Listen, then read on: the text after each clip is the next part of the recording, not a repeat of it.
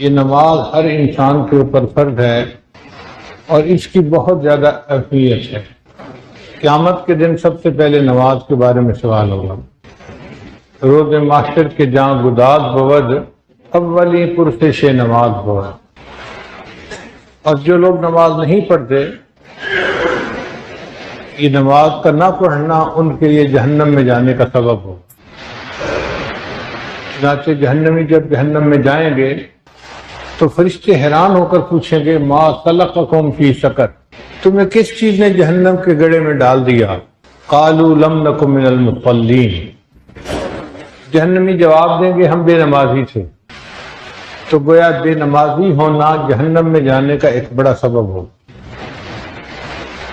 اس رکن کی اتنی اہمیت ہے کہ یہ عذر کے باوجود بھی معاف نہیں ہوتا۔ کوئی بندہ کہے جی کہ میں تو بیمار ہوں، نماز پھر بھی پڑھنی پڑے گی، کھڑے ہو کے نہیں پڑھ سکتا بیٹھ کے پڑھ لے، بیٹھ کے نہیں پڑھ سکتا لیٹ کے پڑھ لے، لیٹ کے بھی نہیں پڑھ سکتا تو ہاتھ کے اشارے سے پڑھے، پڑھنی ضرور پڑے گی۔ حتیٰ کہ میدان جنگ میں اگر وقت آ گیا نماز کا تو نماز اس وقت بھی معاف نہیں ہے۔ شریعت کہتی ہے کہ آدھے لوگ دشمن کے ساتھ جنگ لڑیں اور آدھے پیچھے ہٹ کر اپنی نماز پڑھیں، پھر پیچھے والے آگے بڑھ کر لڑیں اور دوسرے لوگ نماز پڑھیں۔ جب قتال ہو رہا ہے، جان کی بازی لگ رہی ہے، عین اس وقت میں بھی اس عمل میں اللہ تعالیٰ نے معافی نہیں دی، اس کا مطلب اس کی اہمیت بہت زیادہ ہے۔ اور بچے کو اس لیے شروع میں ہی نماز کی تلقین کر دی جاتی ہے۔ جب بچہ پیدا ہوتا ہے تو اس کے ایک کان میں اذان اور دوسرے میں اقامت کہی جاتی ہے۔ علماء نے اس کے کئی فوائد لکھے ہیں۔ ایک فائدہ یہ کہ بچے کو اللہ کا نام سنا دیا جاتا ہے تاکہ اس کے کان میں سب سے پہلے اللہ کا نام پڑے۔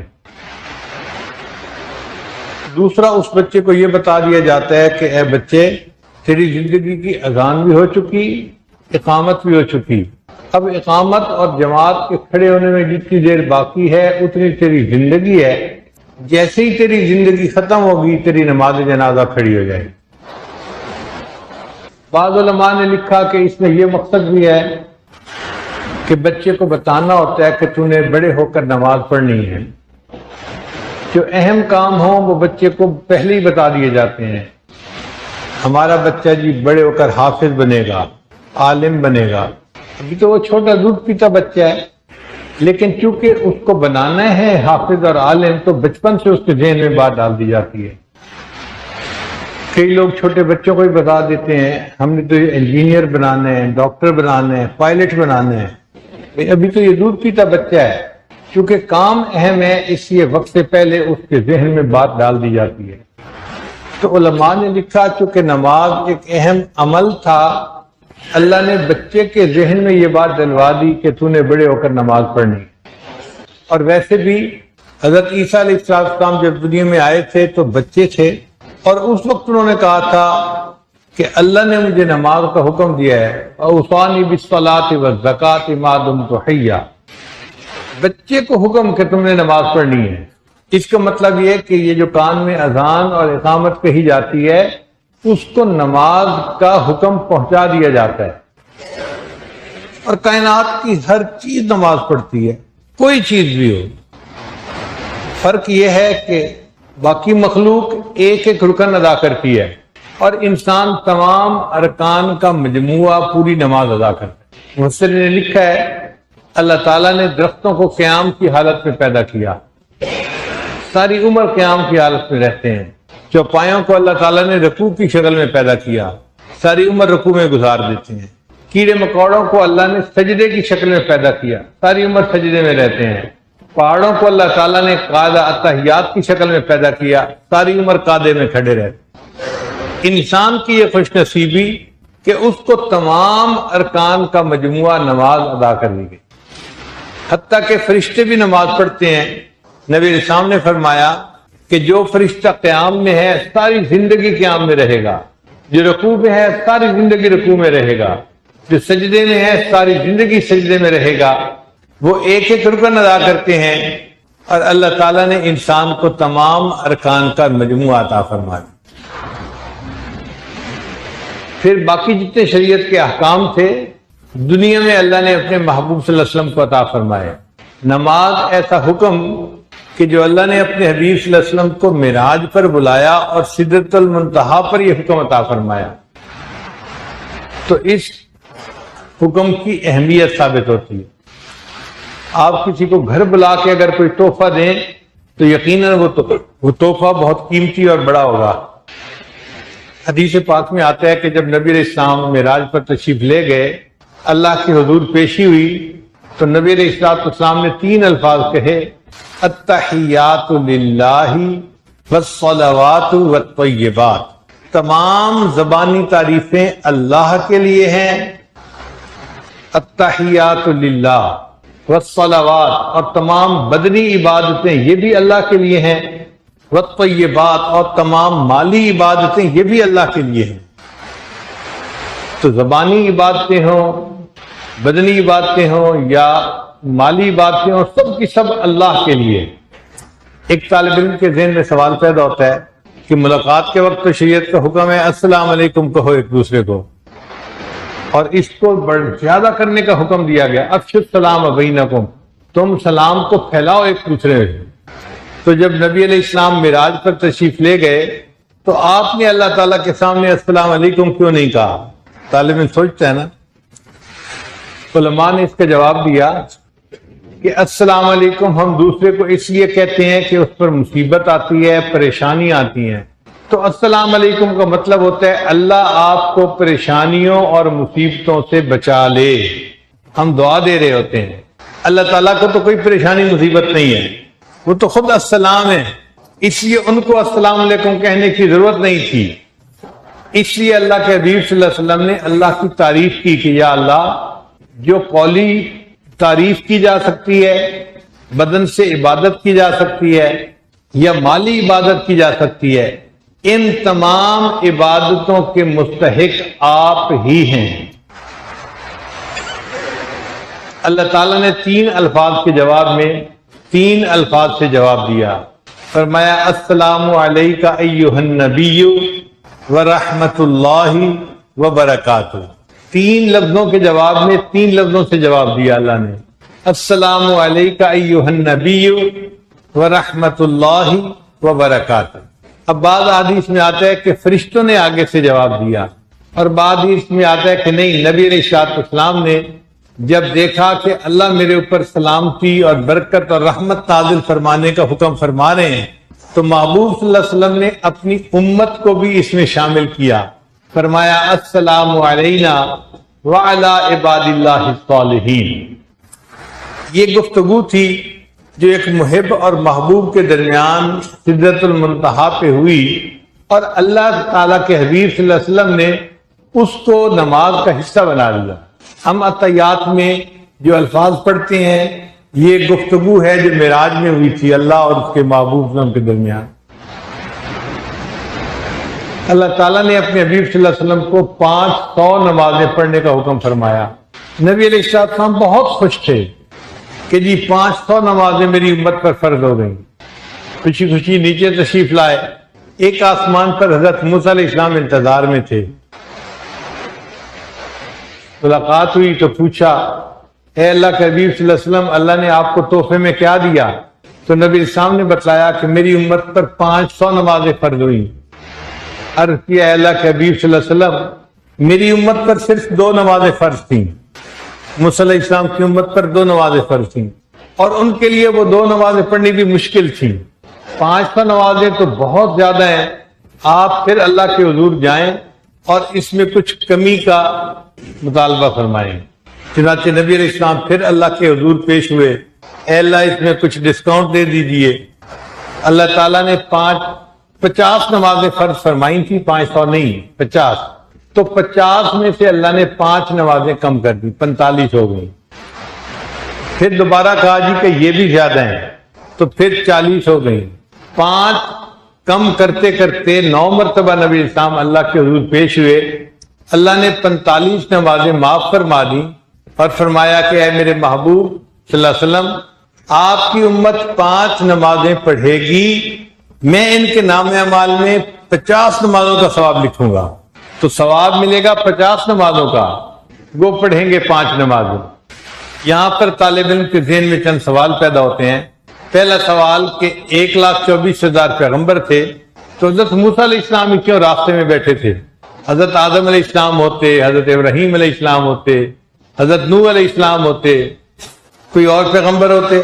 علماء نے جواب دیا کہ حضرت موسیٰ علیہ السلام وہ پیغمبر تھے جنہوں نے دنیا میں اللہ سے فرمائش کی تھی، رب ارنی انظر الیک، اے اللہ میں آپ کو دیکھنا چاہتا ہوں، مجھے اپنا جلوہ دکھا دیجئے۔ اور اللہ نے جواب دیا تھا کہ آپ نہیں دیکھ سکتے، دنیا کے اندر اتنی اہلیت ہی نہیں کہ یہ میری تجلی کو برداشت کر سکے، تو آپ میرا جلوہ دنیا میں نہیں دیکھ سکتے۔ اب موسیٰ علیہ السلام پر جب اللہ نے تجلی ڈالی تھی 70,000 پردوں سے، تو پہاڑ بھی جل کے راکھ ہو گیا تھا اور موسیٰ علیہ السلام بے ہوش ہو کے گر گئے تھے۔ اب موسیٰ علیہ السلام کو پتہ چلا کہ اللہ نے اپنے محبوب صلی اللہ علیہ وسلم کو معراج پر بلایا ہے، تو وہ راستے میں انتظار میں اس لیے بیٹھے تھے کہ میں تو اپنے آقا کا دیدار دنیا میں نہیں کر سکا، جو میرے آقا کا دیدار کر کے آئیں گے میں کم از کم دیدار کرنے والوں کا دیدار کر لوں گا۔ اس لیے موسیٰ علیہ السلام راستے میں بیٹھے تھے۔ دوسرا سوال طالب علم کے ذہن میں پیدا ہوتا ہے کہ اللہ تعالیٰ ایک ہی دفعہ 45 نمازیں معاف کر کے 5 رکھ لیتے، یہ کیا بات ہوئی جی کہ 50 45 بنی، پھر 40 بنی، پھر 35 بنی، پھر 30 بنی، 5 کرتے کرتے بالآخر 5 رہ گئے۔ علماء نے جواب لکھا ہے کہ اللہ تعالیٰ ایک دم میں ہی 45 نمازیں معاف فرما سکتے تھے، مگر اللہ تعالیٰ نے 5 نمازیں معاف کی۔ اصل وجہ یہ تھی کہ اللہ تعالیٰ چاہتے تھے کہ میرے محبوب صلی اللہ علیہ وسلم مجھے ملنے کے لیے آئے ہیں تو یہ ایک ہی دفعہ نہیں، کل کو کافر تانا دیں گے اور جی ون ٹائم ان کو عروج حاصل ہو گیا تھا، یہ کون سی بڑی بات ہے؟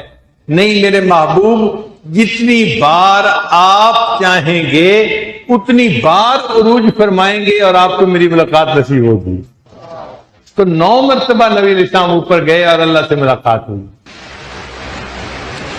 اب طالب علم کے ذہن میں ایک سوال اور پیدا ہوتا ہے کہ کیا موسیٰ علیہ السلام ہمارے آقا صلی اللہ علیہ وسلم سے زیادہ ذہین تھے کہ نبی علیہ السلام کو تو خیال نہ آیا کہ 50 نمازیں زیادہ ہیں، اور موسیٰ علیہ السلام نے بتایا جی کہ زیادہ ہیں، ان کو کم کروا لیں؟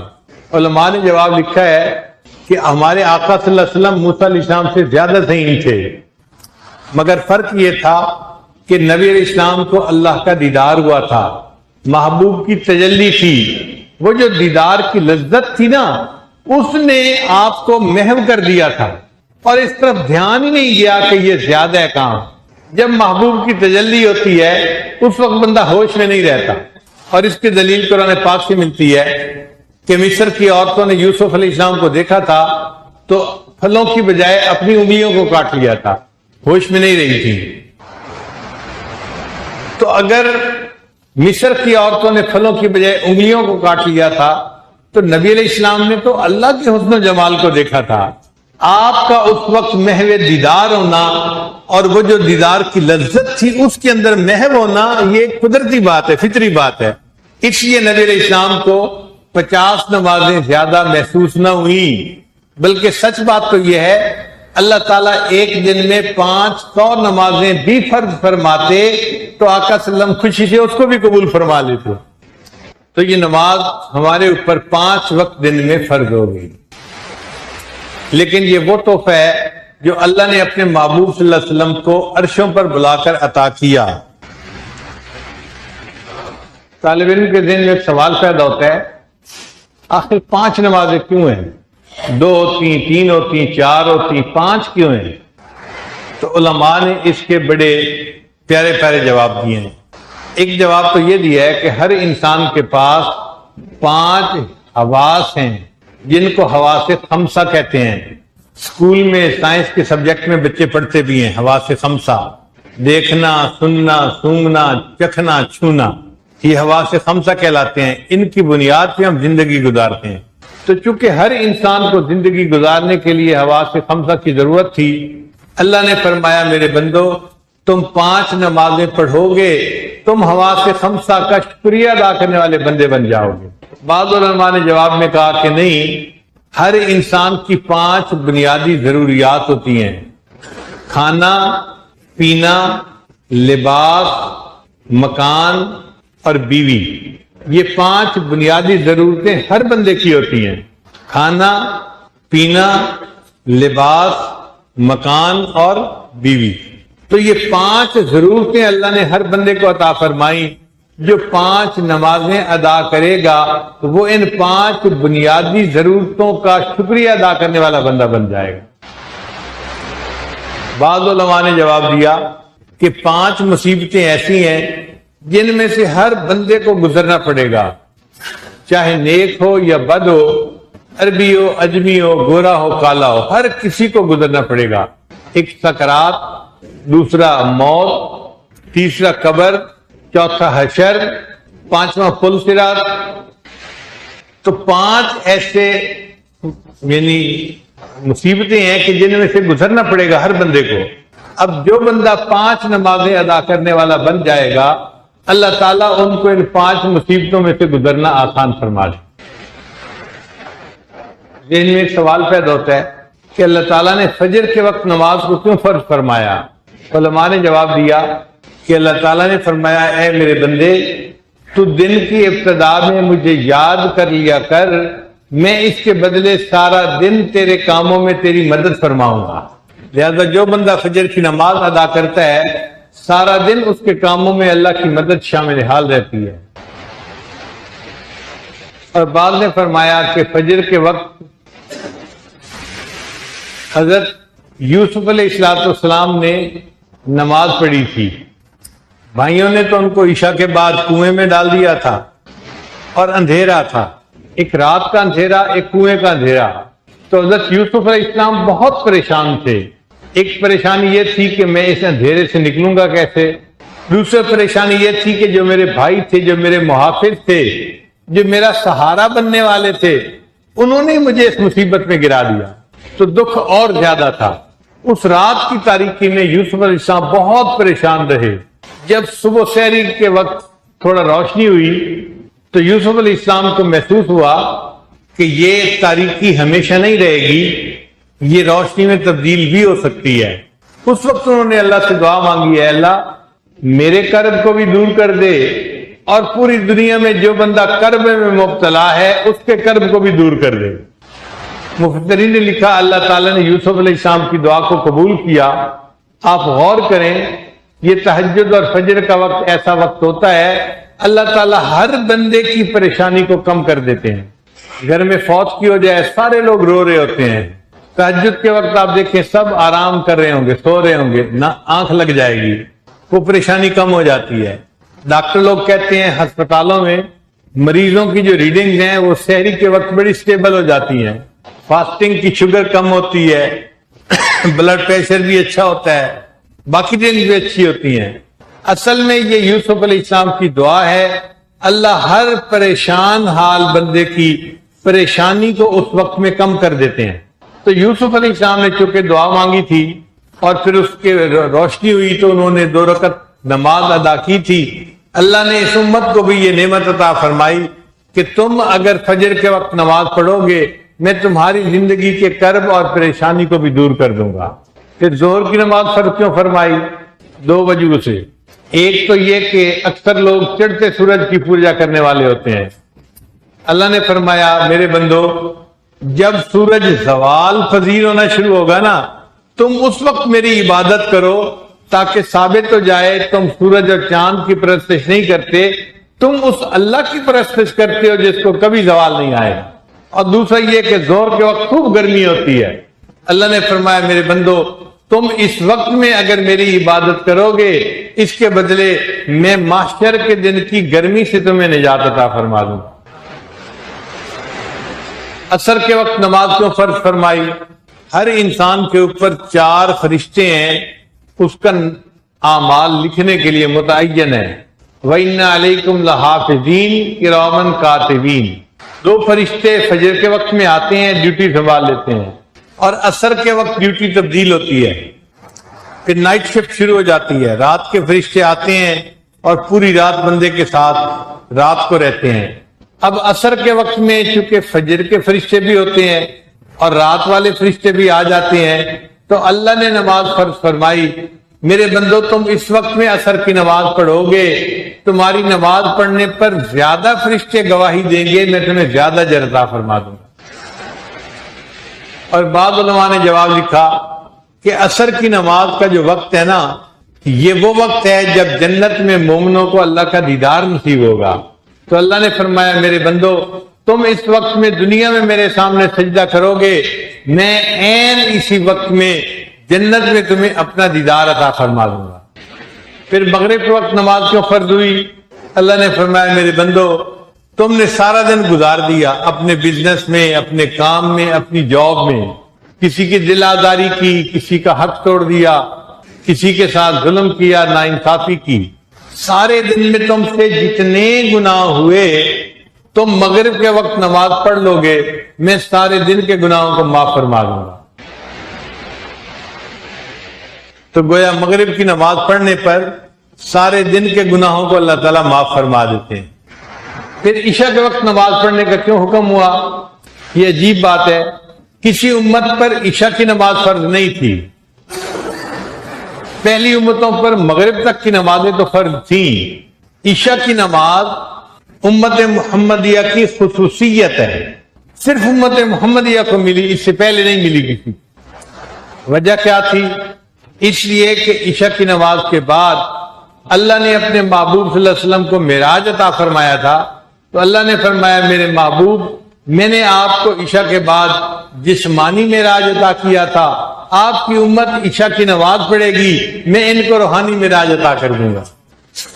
اب سوال پیدا ہوتا ہے کہ عشاء کی نماز کی رکعتیں 2، 3 اور 4 کیوں ہیں؟ فجر میں 2 رکعت فرض، مغرب میں 3 رکعت فرض اور عشاء میں 4 رکعت فرض، تو یہ 2، 3 اور 4 رکعتیں کیوں فرض ہیں؟ علماء نے جواب دیا کہ اللہ تعالیٰ نے فرشتوں کو پیدا کیا، جاعل الملائکۃ رسلا اولی اجنحۃ مثنی وثلاث ورباع، تو اللہ نے فرشتوں کے 2 پر بنائے، بعض کے 3 پر بنائے، بعض کے 4 پر بنائے، ان پروں سے وہ فرشتے پرواز کرتے ہیں اور اللہ کے عرشوں کی اور آسمانوں کی سیر کرتے ہیں۔ اللہ نے فرمایا میرے محبوب کی امتیوں تم دنیا میں 2 رکعت، 3 رکعت اور 4 رکعت فرض ادا کرو گے تو میں بھی تمہیں روحانی پرواز عطا کروں گا اور اس نماز کے بدلے تمہیں آخرت کی نعمتیں عطا فرماؤں گا، ان کی سیر عطا کر دوں گا۔ ایک سوال ذہن میں یہ پیدا ہوتا ہے کہ ٹھیک ہے نماز کے بڑے روحانی فائدے ہیں، کوئی جسمانی فائدہ بھی ہے؟ جی ہاں، نماز کے بہت سارے جسمانی فائدے بھی ہیں۔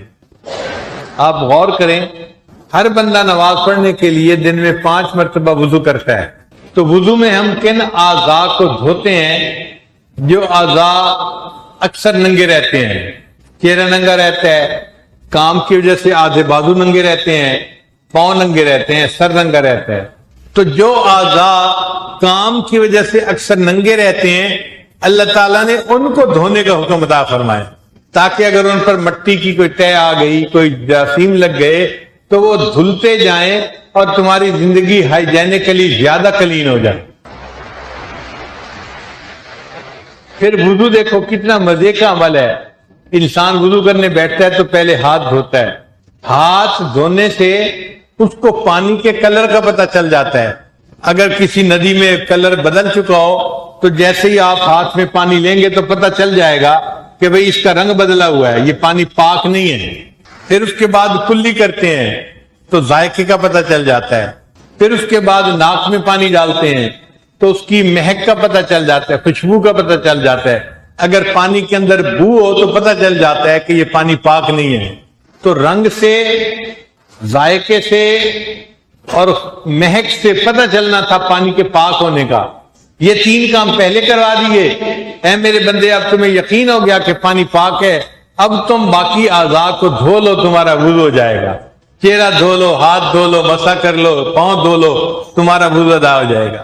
تو دیکھیے دن میں 5 مرتبہ ہم اپنا چہرہ دھوتے ہیں۔ جو نماز نہیں پڑھتے، کوئی ہے ایسا جو دن میں 5 مرتبہ چہرہ دھوتا ہو؟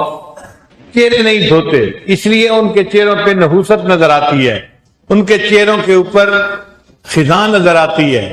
نمازیوں کے چہرے کے اوپر اللہ تعالیٰ نورانیت عطا فرما دیتے ہیں۔ اور اس کے فائدے، جسمانی فائدے دیکھیے، روحانی فائدوں کو ایک طرف رکھ دیں، صرف جسمانی فائدوں کو دیکھیں۔ آپ غور کریں، ہم فجر کی نماز پڑھتے ہیں تو فجر میں کتنی رکعتیں ہیں؟ 2 سنت اور 2 فرض، رکعتیں زیادہ نہیں ہیں۔ کیوں؟ کہ فجر کے وقت بندے کا شوگر لیول ڈاؤن ہوتا ہے، فاسٹنگ شوگر کم ہوتی ہے۔ اللہ نے فرمایا میرے بندے تمہارا شوگر کا لیول تو پہلے ہی نیچے ہے، تم سے زیادہ ایکسرسائز کیا کروانی، بس تم 2 رکعت سنت پڑھ لو اور 2 رکعت فرض پڑھ لو، تمہاری نماز ادا ہو جائے گی۔ پھر اس کے بعد ہم نے ناشتہ کیا، دفتر کے کام کرنے کے لیے نکل گئے، دوپہر کا وقت آیا تو ہم نے دوپہر کا کھانا خوب کھایا۔ اب دوپہر کا کھانا کھانے کی وجہ سے پھر شوگر ہائی ہو گئی، فرمایا میرے بندے اب تمہیں زیادہ ایکسرسائز کرنی پڑے گی اس شوگر لیول کو کم لانے کے لیے۔ اللہ صبح تو 4 رکعت پڑھی تھی، فرمایا نہیں اب 4 رکعت سے کام نہیں چلے گا، اب تمہیں 12 رکعت پڑھنی پڑے گی، 4 سنتیں 4 فرض 2 سنتیں 2 نفل، 12 رکعتیں پڑھنی پڑیں گی۔ تو ہم نے 12 رکعتیں پڑھ لی تو ہمارا شوگر لیول ایکسرسائز کی وجہ سے پھر نارمل ہو گیا۔ پھر اس کے بعد ہم نے عصر کے وقت چائے پی، لوگ عصر کے وقت چائے پیتے ہیں نا، بسکٹ کھاتے ہیں، فرمایا میرے بندے اب تمہاری شوگر پھر ڈسٹرب ہو گئی ہے، لہذا پھر نماز پڑھ لو۔ اللہ 12 رکعتیں، فرمایا نہیں تم نے دوپہر کی طرح کھانا تو نہیں نہ کھایا، چائے پی ہے، چلو 4 رکعت آپشنل ہیں اور 4 رکعت فرض ہیں، 4 فرض پڑھ لو گے تمہاری نماز ادا ہو جائے گی۔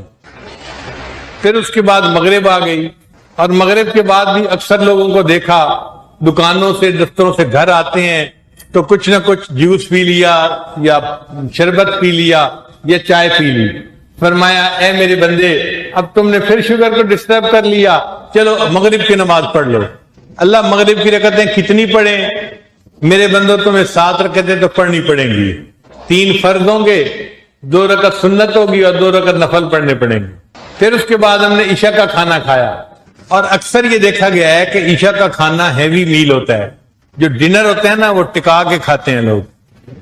تو فرمایا کہ میرے بندے اب 7 رکعت سے کام نہیں چلنا، یا اللہ 12 رکعت پڑھ لیں؟ نہیں، اللہ دوپہر کے وقت تو کھانا کھایا تھا تو 12 رکعت سے کام چل گیا تھا، میرے بندے اس وقت تو نے ابھی دن میں جاگنا تھا، کام کرنے تھے، اس لیے 12 رکعت سے کچھ شوگر کم ہو گئی، اور باقی پھر تم نے کام کاج کیا، شوگر کم ہوتی گئی، اب ہے تم نے سونا، لہذا 12 رکعت سے کام نہیں چلے گا، اب تمہیں 17 رکعتیں ادا کرنی پڑیں گی۔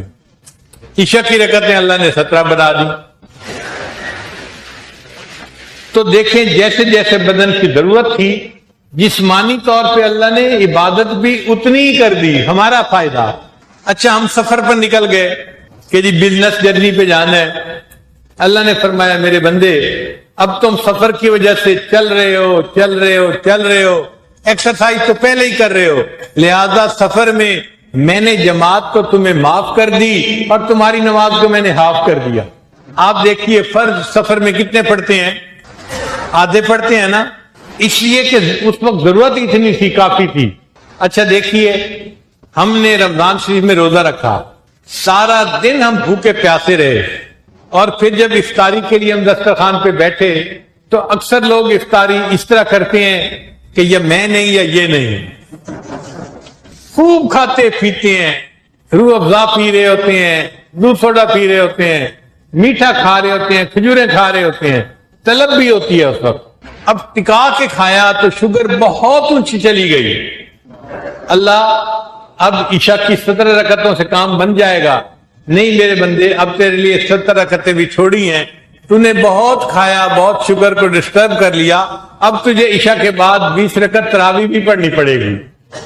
تو دیکھو جو نماز کا حکم ہے ہماری ظاہر کی ضروریات کے عین مطابق ہے، اس اللہ کا شکر ادا کریں کہ ہم ان پڑھ ہیں، ہم جاہل ہیں، ہم پہاڑ کی چوٹی پہ رہتے ہیں، جانتے بھی نہیں سائنس کو، لیکن اگر پہاڑ کی چوٹی پہ رہنے والا جاہل بندہ بھی نماز پڑھتا ہے، جسمانی فائدہ اس کو وہاں بھی پہنچ رہا ہے، تو روحانی فائدے تو تھے ہی صحیح، اللہ نے اس میں جسمانی فائدے بھی بنا دیے۔ اب ایک سوال ذہن میں اور پیدا ہوتا ہے کہ اللہ تعالیٰ نے اس امت کے لیے قبلے کو بدل کیوں دیا؟ پہلی امتیں قبلہ اول بیت المقدس کی طرف رخ کر کے نماز پڑھتی تھیں، اور ہمیں اللہ تعالیٰ نے کعبۃ اللہ بیت اللہ عطا فرما دیا کہ تم ادھر رخ کر کے نماز پڑھو۔ علماء نے جواب دیا کہ وہ جو بیت المقدس تھا اس کو ایک پیغمبر اسلام نے بنایا تھا، حضرت سلیمان علیہ السلام نے، اور جو ہمارا بیت اللہ ہے اس کو 5 انبیاء نے بنایا۔ حضرت آدم علیہ السلام نے تعمیر کیا، پھر حضرت نوح علیہ السلام نے تعمیر کیا، پھر ابراہیم علیہ السلام نے، ان کے بیٹے اسماعیل علیہ السلام نے، اور پھر نبی علیہ السلام کے زمانے میں پھر تعمیر ہوا تو حجر اسود نبی علیہ السلام نے نصب فرمایا۔ اس قبلے کی تعمیر میں چونکہ 5 انبیاء نے حصہ ڈالا تھا، اس کو فضیلت تھی، اللہ نے فرمایا میرے محبوب تم اس کی طرف رخ کر کے نماز پڑھو۔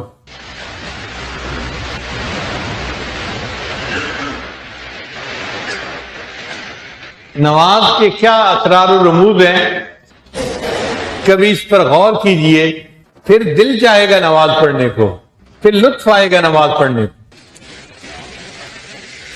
چلیں آج کی اس مجلس میں یہ آج کچھ نماز کے مضامین کے بارے میں بات کھولتا ہے۔ امید ہے آپ حضرات ساتھ دیں گے اور توجہ سے بات سنیں گے۔ دیکھیے ہم جب نماز شروع کرتے ہیں تو کس لفظ سے نماز شروع کرتے ہیں؟ اللہ اکبر۔ یہ اللہ اکبر کا جو لفظ ہے نا، یہ گویا ہم نے باقی دنیا کے اوپر تکبیر پھیر دی، ذبح کر دیا سب کو، جاؤ بھائی اب ہم دنیا سے کٹ گئے، اللہ سے جڑ گئے۔ اللہ اکبر، تو اللہ اکبر تکبیر تحریمہ کہلاتی ہے۔ ہم نے تکبیر پڑھ دی ساری دنیا پر اور دنیا سے رخ پھیر لیا اور اللہ کی طرف رخ جوڑ لیا، اور دل میں یہ کہا انی وجہت وجہی للذی فطر السماوات والارض۔ پھر اس کے بعد ہم شروع میں کیا الفاظ پڑھتے ہیں؟ سبحانک اللہم، اے اللہ آپ پاک ہیں ہر نقص سے، ہر برائی سے، ہر عیب سے، ہر کمی سے، ہر کوتاہی سے، آپ بلند و بالا ہیں، آپ میں کوئی نقص ہے ہی نہیں، کوئی عیب ہے ہی نہیں۔ یہ جو سبحان اللہ کا لفظ ہے نا، یہ اللہ کو بڑا پیارا لگتا ہے، کیونکہ تعریف کے 2 انداز ہوتے ہیں۔ ایک انداز ہوتا ہے کسی کے اندر خوبیوں کو گنوانا، اور ایک ہوتا ہے کسی کے اندر سے نقائص کو اس سے بری کر دینا۔ ایک مثال سن لیجئے، کسی لڑکی کا رشتہ آیا تو تعریف کے 2 انداز ہیں، پڑھی لکھی ہے، خوبصورت ہے، بہت دیندار نیک ہے، بڑے اچھے گھرانے کی ہے، بڑی اچھی اخلاق والی ہے۔ اب یہ جتنے الفاظ کے اس کی تعریف کی گئی کہ اس لڑکی کے اندر یہ خوبیاں موجود ہیں۔ اور ایک تعریف کا انداز یہ بھی ہے، جھگڑالو نہیں ہے، جاہل نہیں ہے، ضدی نہیں ہے۔ اب ان الفاظ میں اس کی خوبیاں بیان نہیں کی گئی، لیکن برائیوں کو اس سے دور کیا گیا ہے کہ جو جھگڑالو نہیں ہوتا، جو ضدی نہیں ہوتا، جو جاہل نہیں ہوتا، وہ اچھا انسان ہوتا ہے۔ تو اللہ کی بھی تعریف کے 2 انداز ہیں، ایک تو یہ کہ اللہ رحیم ہے، کریم ہے، اللہ حنان ہے، اللہ منان ہے۔ اللہ کو تعریف کا یہ انداز بھی اچھا لگتا ہے، اور یہ بھی طریقہ، اللہ آپ میں تو کوئی عیب ہے ہی نہیں، کوئی نقص ہے ہی نہیں، آپ ہر عیب سے، ہر کمی سے، ہر کوتاہی سے، ہر کمی سے بلند و بالا ہیں، پاک ہیں، کوئی ہے ہی نہیں کمزوری آپ کے اندر۔ اللہ کو یہ بھی طریقہ اچھا لگتا ہے۔ چنانچہ اللہ نے قرآن مجید میں خود اپنے بارے میں فرمایا فسبحان اللہ، اور اللہ پاک ہے ہر کمی کوتاہی سے۔ اس لیے جب ہم سبحان اللہ کہتے ہیں تو آدھا پلڑا نیکیوں سے بھر جاتا ہے، اور جب ہم سبحان اللہ و بحمدہ ہی کہتے ہیں تو بقیہ آدھا بھی نیکیوں سے بھر جاتا ہے، پورا میزان نیکیوں سے بھر جاتا ہے۔ آپ سوچئے اللہ کو یہ بات کتنی اچھی لگتی ہوگی کہ آدھی نیکیوں سے پلڑا بھر جاتا ہے، اتنا اجر ملتا ہے۔ تو جب ہم نے کہا سبحانک اللہم تو اللہ کو کتنا پیار آیا، میرے بندے نے میری بڑے اچھے الفاظ میں تعریف کی۔ یہ بات سمجھ آ گئی؟ پھر ہم کہتے ہیں وَبِحَمْدِكَ، اے اللہ ساری تعریفیں آپ ہی کے لیے ہیں۔ اور واقعی سچی بات ہے، دنیا میں جو بندہ جس چیز کی بھی تعریف کرتا ہے، حقیقت میں وہ اللہ کی تعریف کر رہا ہوتا ہے۔ ہم کسی پھل کی تعریف کریں، ہم نے اصل میں اللہ کی تعریف کی جس نے پھل کو بنایا. ہم کسی انسان کی خوبصورتی کی تعریف کریں، ہم نے اللہ کی تعریف کی جس نے اس انسان کو بنایا. آپ دنیا میں جس چیز کی تعریف کریں وہ تعریف کس کی طرف لوٹے گی؟ اللہ کی طرف، چونکہ پیدا کرنے والا اللہ ہے. تو تعریف حقیقت میں اللہ ہی کو سجتی ہے. اس لیے ہم کہتے ہیں وَبِحَمْدِكَ، اور اے اللہ ساری تعریفیں تو آپ ہی کو سجتی ہیں، آپ ہی تعریفوں کے لائق ہیں. سبحانک اللہم وبحمدک وتبارک اسمک، اور اے اللہ برکت والا ہے آپ کا نام، آپ کی ذات بھی برکت والی، آپ کا کلام بھی برکت والا، اللہ آپ کا نام بھی برکت والا. محبوب کو کہتے ہیں نا آپ کا نام بڑا پیارا لگتا ہے، تو ہم اللہ کو کہہ رہے ہوتے ہیں اللہ آپ کا نام بڑا برکت والا ہے، ہمیں بڑا پیارا لگتا ہے آپ کا نام. اللہ خوش ہوتے ہیں. تو کیا کہا؟ سبحانک اللہم وبحمدک وتبارک اسمک وتعالی جدک، اور اے اللہ آپ کی بزرگی بہت بلند ہے. اور اللہ کی تعریف کی ولا الہ غیرک، اور اللہ آپ کے علاوہ کوئی معبود نہیں ہے. ہم اپنی محبت میں آپ کے ساتھ کسی کو شریک نہیں کر سکتے. آپ اکیلے ہی ہمارے محبوب ہیں، آپ ہی ہمارے مطلوب ہیں، آپ ہی ہمارے مقصود ہیں. تو اللہ کو یہ بات اچھی لگتی ہے. پہلا فکرہ ہی نماز کا کتنا پیارا ہے. اگر ہم معنی کے استحضار کے ساتھ پڑھیں تو یہ فکرہ پڑھتے ہوئے سچی بات ہے زبان کو مزہ آتا ہے. ایسے لگتا ہے جیسے کسی نے منہ میں میٹھا ڈال دیا. زبان پہ بار خدایا یہ کس کا نام آیا کہ میرے نطق نے بوسے میری زبان کے لیے. نماز کے یہ الفاظ پڑھتے ہوئے بندے کی کیفیت ہوتی ہے جیسے منہ میں مٹھاس محسوس ہو رہی ہے. ہم اتنے پیارے الفاظ سے اپنے اللہ کی تعریف کر رہے ہوتے ہیں. سبحانک اللہم وبحمدک وتبارک اسمک وتعالی جدک ولا الہ غیرک. پھر اس کے بعد کیا کیا؟ پھر اس کے بعد ہم نے سورہ فاتحہ پڑھی. بھائی سورہ فاتحہ کیوں اتنی ضروری ہے؟ ہر رکعت میں سورہ فاتحہ، ہر رکعت میں سورہ فاتحہ. حتیٰ کہ نبی علیہ السلام نے تو یہاں تک کہہ دیا لا صلاۃ الا بفاتحۃ الکتاب، فاتحہ پڑھے بغیر نماز ہوتی نہیں. یا تو مقتدی خود پڑھتا ہے یا مقتدیوں کی طرف سے امام پڑھ رہا ہوتا ہے. پڑھنی ضروری ہوتی ہے. بھائی فاتحہ پڑھنی اس لیے ضروری ہے کہ یہ پوری آسمانی کتابوں کی سمری ہے. حدیث پاک میں آتا ہے اللہ نے جتنی آسمانی کتابوں میں جو کچھ نازل کیا ان سب کو اللہ نے قرآن میں نازل فرما دیا، اور جو کچھ اللہ نے قرآن میں نازل کیا اللہ نے اس کو سورہ بقرہ میں نازل فرما دیا، اور جو سورہ بقرہ میں نازل ہوا اللہ نے اس کو سورہ فاتحہ میں نازل فرما دیا. اس لیے سورہ فاتحہ کو فاتحۃ الکتاب، کتاب کا اوپننگ چیپٹر، کتاب کی سمری، کتاب کا خلاصہ کہتے ہیں. اب چونکہ سورہ فاتحہ تمام آسمانی کتابوں کا خلاصہ تھی، اللہ نے فرمایا بس تم اس فاتحہ کو پڑھ لو گے ساری آسمانی کتابوں کا خلاصہ تم پڑھنے والے بن جاؤ. اچھا سورہ فاتحہ میں ہے کیا؟ ذرا اس پر بھی غور کر لیجئے. ہم کہتے ہیں الحمدللہ رب العالمین، تمام تعریفیں اللہ کے لیے ہیں جو جہانوں کا پروردگار ہے. اور واقعی سچی بات ہے کہ تعریفیں تو ہیں ہی اللہ کے لیے. تعریفوں کا اصل حقدار تو اللہ ہی ہے جس نے اس کائنات کو پیدا کیا ہے.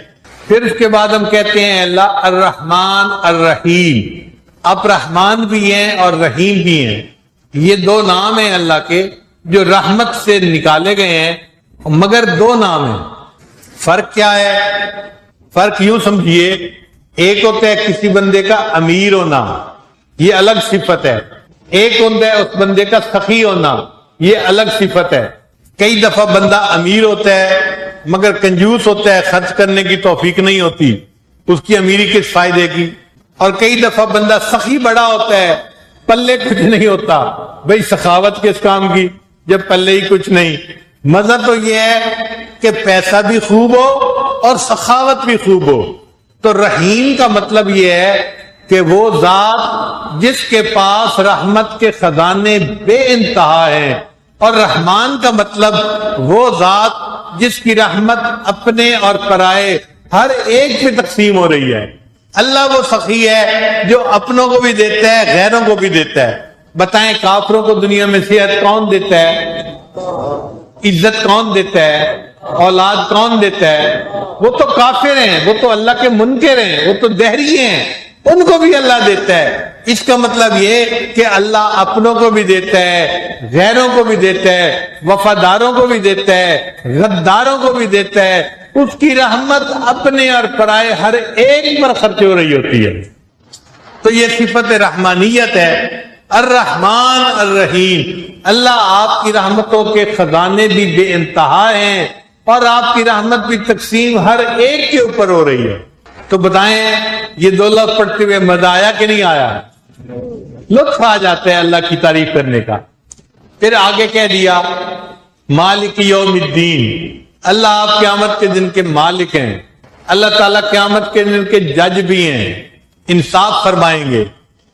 مگر جج جو ہوتا ہے نا اس کے ہاتھ بندھے ہوئے ہوتے ہیں، اگر کسی مجرم کی فیور کرنا چاہے تو کر نہیں سکتا، کہتے ہیں جی میں مجبور ہوں قانون کے آگے، میں کچھ قانون کے بڑھ کے نہیں کر سکتا۔ تو جج کے ہاتھ بندھے ہوتے ہیں۔ اللہ قیامت کے دن کے مالک ہیں اور مالک کو اختیار ہوتا ہے، وہ جس کی چاہے وہ فیور کرے۔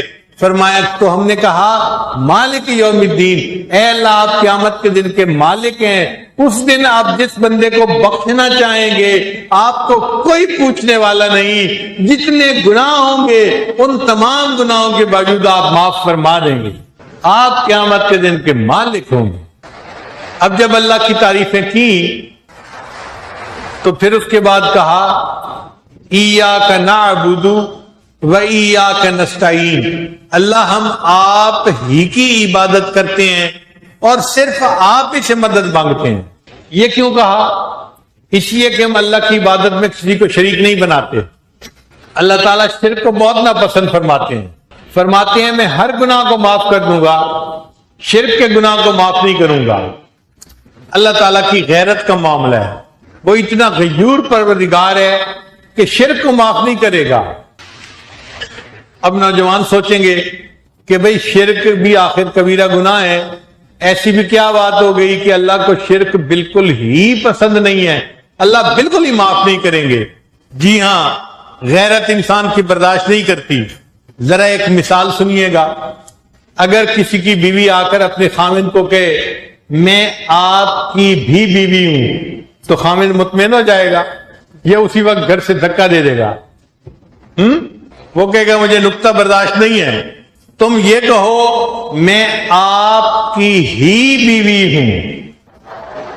بھئی ایک انسان ہے، اس کی غیرت برداشت نہیں کرتی کہ میری بیوی کہ میں آپ کی بھی بیوی ہوں۔ تو اللہ تعالیٰ ہیں، وہ کہاں برداشت کرتے ہیں بندہ میرا ہو اور یہ کہ میں آپ کی بھی عبادت کرتا ہوں؟ اللہ فرماتے ہیں نہیں میرے بندو، تم اقرار کرو آپ ہی کی عبادت کرتا ہوں اور آپ ہی سے مدد مانگتا ہوں۔ جب ہم نے یہ کہا نا ایاک نعبد و ایاک نستعین، اللہ آپ ہی کی عبادت کرتے ہیں اور آپ ہی سے مدد مانگتے ہیں، اللہ نے فرمایا ہاں اب تم نے سلیقے کی بات کی نا، اب بتاؤ تم مجھ سے چاہتے کیا ہو؟ اللہ اہدنا الصراط المستقیم، ہمیں سیدھے راستے کی رہنمائی فرما دیجئے، کیونکہ اللہ سے ہم جو نعمت سب سے بڑی مانگ سکتے ہیں وہ سیدھے راستے کی ہدایت ہے، رہنمائی ہے، اس سے بڑی نعمت اور کوئی نہیں۔ تو ہم نے مطالبہ کیا اے اللہ ہمیں سیدھے راستے کی رہنمائی فرما دیجئے۔ اب یہ سیدھا راستہ کون سا ہے؟ آگے اللہ نے یہ نہیں کہا کہ صراط القرآن والحدیث، قرآن اور حدیث کا راستہ دکھا دیجئے، اللہ نے فرمایا صراط الذین انعمت علیہم، اللہ ان بندوں کا راستہ جن پر آپ کا انعام ہوا، جس راستے پر آپ کے انعام یافتہ بندے چلے، اللہ ہم ان بندوں کے راستے پہ چلنا چاہتے ہیں۔ یعنی فاتحہ میں بھی اللہ نے بتا دیا کہ تمہیں تقلید کرنی پڑے گی، پیچھے چلو گے تو کام بنے گا، اگر تقلید نہیں کرو گے تو راستے سے بھٹک جاؤ گے۔ صراط الذین انعمت علیہم، اے اللہ ان لوگوں کا راستہ جن پر آپ کا انعام ہوا۔ بھئی انعام کن پر ہوا؟ قرآن نے بتایا 4 بندوں پر اللہ کا انعام ہوا، من النبیین والصدیقین والشہداء والصالحین، یہ وہ لوگ ہیں انعم اللہ علیہم، اللہ نے ان پر انعام فرمایا۔ تو ہم گویا ان چار لوگوں کی اتباع اور پیروی کی اللہ سے جو ہے مدد مانگ رہے ہوتے ہیں۔ اب اتنی بات ہو جاتی تو بھی کافی تھی، اللہ نے فرمایا نہیں نہیں، جو گمراہ ہیں تم ان سے ذرا برات کا اظہار بھی کر دو۔ تو آگے کہہ دیا غیر المغضوب علیہم ولا الضالین، اے اللہ ان لوگوں کے راستے پہ نہیں چلنا کہ جو گمراہ ہوئے یا جو جن کے اوپر تیرا جو ہے وہ تیرا عذاب آیا، جن پر تیرا عذاب آیا وہ، یا جن پر جو گمراہ ہو گئے ہم ان کے راستے پہ نہیں چلنا چاہتے۔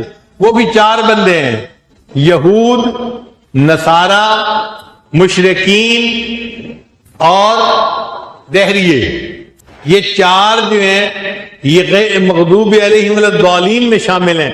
فرمایا ان کے راستے پہ نہیں چلنا، تم نے چار انعام یافتہ بندوں کے راستے پہ زندگی گزارنی۔ اب بتائیے کہ ہم نے سورہ فاتحہ میں اللہ سے ہدایت بھی مانگ لی، مدد بھی مانگ لی، سیدھے راستے کی رہنمائی بھی فرما دی۔ اس لیے پھر سورہ فاتحہ کے بعد اللہ نے قرآن مجید کی تلاوت رکھ دی، میرے بندوں میری کتاب کو پڑھو اور سیدھے راستے کی تفصیلات تم جانتے چلے جاؤ کہ سیدھا راستہ کس کو کہتے ہیں۔ اب جب ہم نے تلاوت بھی کر لی تو رکوع ہم نے گویا قیام مکمل کر لیا۔ تو اللہ نے فرمایا میرے بندو، ادب کی مختلف حالتیں ہوتی ہیں، کبھی بندہ کسی کو دیکھ کے ادب کی وجہ سے کھڑا ہو جاتا ہے، کبھی کسی کو دیکھ کے اس کے سامنے جھک جاتا ہے، کبھی اس کے قدموں پہ سر رکھ دیتا ہے، کبھی اس کے سامنے ادب سے بیٹھ جاتا ہے۔ تم نماز میں ادب کی ان چاروں صورتوں کو اکٹھا کر لو گے تو میری عبادت کرنے والے بندے بن جاؤ گے۔ اب ہم نے قیام میں اللہ کے سامنے کھڑے ہو کے عبادت کی، پھر اس کے بعد اللہ نے فرمایا اب رکوع کرو، تو ہم نے اللہ اکبر کہہ کے رکوع کر لیا۔ تلاوت کے بعد امام کیا کہتا ہے؟ اللہ اکبر کہتے ہیں اور ہم رکوع میں چلے جاتے ہیں۔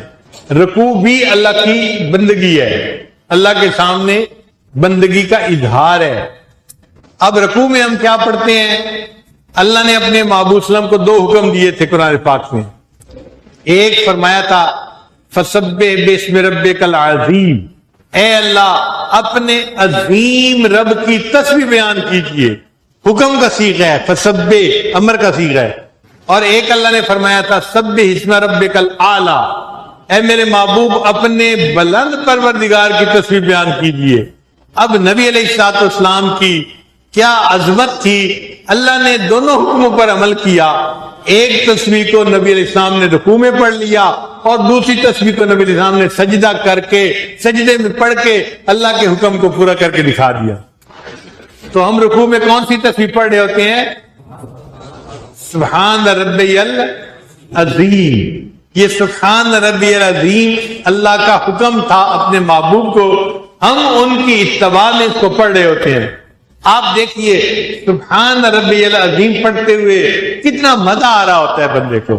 اللہ کی عظمت اگر دل میں ہو تو انسان سبحان ربی العظیم پڑھ کے دل خوش ہو جاتا ہے۔ ہم نے اللہ کی تعریف کر دی واقعی جیسے کرنی تھی۔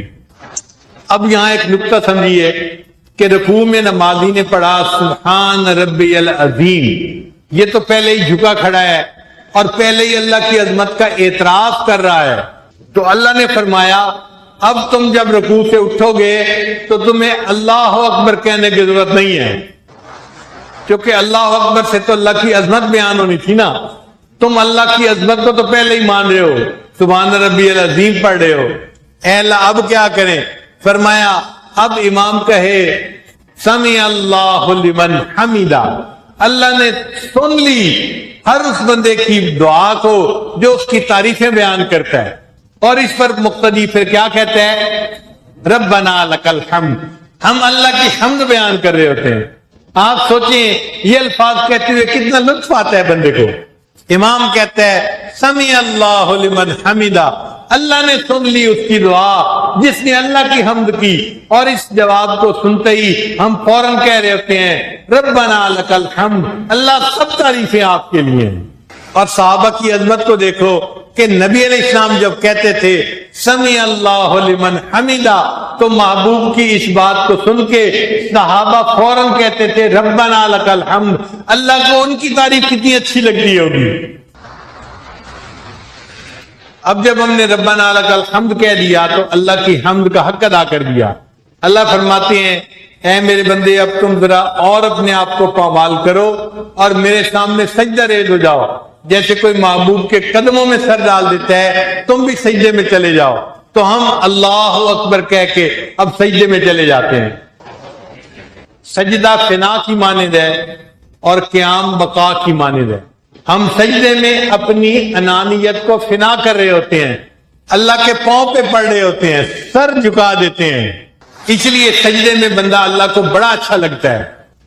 اللہ فرماتے ہیں مومن جب سجدہ کرتا ہے تو وہ میرے سب سے زیادہ قریب ہوتا ہے، اس لیے قرآن میں جو جہاں وسجد کا لفظ ہے اسی کے ساتھ آگے وقترب کا لفظ بھی ہے، قرب ملتا ہے سجدے سے، تو بندہ سجدے میں سر جھکاتا ہے، اللہ اپنا قرب عطا فرما دیتے ہیں۔ اب سجدے میں ہم کیا پڑھتے ہیں؟ سبحان ربی الاعلی۔ اللہ کتنے خوش ہوتے ہوں گے کہ میرا بندہ میرے سامنے اپنے آپ کو پامال کر کے اور میری اتنی عظمت کا اقرار کر رہا ہے۔ سجدے میں ایک شرط ہے کہ بندہ اپنا سر اتنا جھکائے کہ نیچے سے زمین کی سختی محسوس ہونے لگ جائے۔ اگر کسی جگہ پر گھاس ہو اور نماز پڑھنے والا نماز اس طرح پڑھے کہ سر گھاس کے تنکے کے ساتھ لگا کے اوپر اٹھا لے تو سجدہ دار نہیں ہوتا۔ اگر نیچے فوم کا گدا ہو اور کوئی فوم کے گدے کے ساتھ ماتھا لگا کے اٹھا لے سجدہ دار نہیں ہوتا۔ سجدے میں شرط ہے کہ اس فوم کے گدے پہ اتنا سر کو نیچے جھکاؤ کہ نیچے سے زمین کی سختی محسوس ہونے لگ جائے، تب سجدہ ادا ہوگا۔ اس کا کیا مطلب کہ اس بندے نے اپنے سر کو اتنا جھکایا کہ جھکانے کی انتہا کر دی۔ اللہ نے فرمایا میرے بندے جب تم نے سر کو جھکانے کی انتہا کر دی میں تمہیں اٹھانے کی انتہا کر دیتا ہوں، میں تمہیں معراج عطا فرما دیتا ہوں۔ حضرت مولانا یحییٰ رحمۃ اللہ علیہ لمبا سجدہ کیا کرتے تھے۔ کسی نے پوچھا کہ حضرت اتنا لمبا سجدہ کیوں کرتے ہیں؟ فرمایا کہ جب میں سجدہ کرتا ہوں مجھے یوں فیل ہوتا ہے میں نے محبوب کے قدموں پہ سر رکھ دیا، میرا سر اٹھانے کو دل ہی نہیں چاہتا۔ کاش کہ کوئی ایسا سجدہ ہمیں بھی کرنے کی توفیق نصیب ہو جاتی۔ اس سجدے کی اپنی لذت ہے۔ ہمارے بعض اکابرین ساری رات سجدہ کیا کرتے تھے، لمبا سجدہ کیا کرتے تھے۔ اللہ کے پیارے حبیب صلی اللہ علیہ وسلم نے اتنا لمبا سجدہ کیا کہ سیدہ صدیقہ عنہا فرماتی ہیں کہ مجھے ہول پڑ گیا، خطرہ ہو گیا کہ کیا نبی علیہ السلام زندہ بھی ہیں یا نہیں۔ میں اٹھی بستر سے اور میں نے نبی علیہ السلام کے پاؤں کی جو چھوٹی انگلی ہے نا اس کو ہلایا کہ پاؤں کے اندر کوئی جان کے آثار نظر آتے ہیں یا نہیں آتے۔ اتنا لمبا سجدہ تو کیا آقا صلی اللہ علیہ وسلم نے کہ دیکھنے والے کو پتہ یوں لگتا تھا کہ جیسے جان ہی شاید چلی گئی ہے۔ ہم سجدے میں 3 تسبیح پڑھتے ہیں، سبحان ربی الاعلی، سبحان ربی الاعلی، سبحان ربی الاعلی۔ وقت بھی ہوتا ہے، کوئی لٹھ لے کے نہیں کھڑا ہوتا کہ جلدی اٹھو، چھٹی کا دن ہوتا ہے، کھلا ٹائم ہوتا ہے۔ محبت نہیں کہ ہم زیادہ مرتبہ سبحان ربی الاعلی پڑھیں۔ ہمارے اکابر 5 مرتبہ 7 مرتبہ تسبیح پڑھتے تھے۔ میں نے اپنی زندگی میں ایک ایسے بزرگ کے پیچھے بھی نماز پڑھی جو اپنے ہر سجدے میں 21 مرتبہ سبحان ربی الاعلی پڑھا کرتے تھے، ہر سجدے میں 21 مرتبہ پڑھا کرتے تھے۔ تو نوجوانوں کو چاہیے کہ وہ 3 مرتبہ کی بجائے 7 مرتبہ پڑھیں، زیادہ مرتبہ پڑھیں، اور نفلوں میں تو جتنی مرتبہ پڑھیں کم ہے، بس پڑھتے ہی رہیں سجدے میں سر ڈال کے سبحان ربی الاعلی، سبحان ربی الاعلی، سبحان ربی الاعلی۔ اتنا پڑھیں کہ اللہ کرے کہ ہمیں سجدے ہی میں موت آ جائے۔ حدیث مبارکہ میں ہے، بخاری شریف کی روایت ہے، بنی اسرائیل کا ایک عابد تھا، اس نے پہاڑ کی چوٹی پر 400 سال اللہ کی عبادت کی تھی۔ اب بتائیے بھائی ہماری عمر ہی ابھی 50-60 سال ہے، 400 سال تو بہت عمر ہوتی ہے۔ 400 سال اس نے عبادت کی، اور پھر اس نے دعا مانگی ہے اللہ مجھے سجدے میں موت عطا فرمانا، اللہ نے اس کو سجدے میں موت عطا فرمائی۔ تو ایسے خوش نصیب بھی ہیں جو ایسی تمنائیں دل میں رکھتے ہیں اور اللہ ان کی تمناؤں کو پورا کر دیتے ہیں۔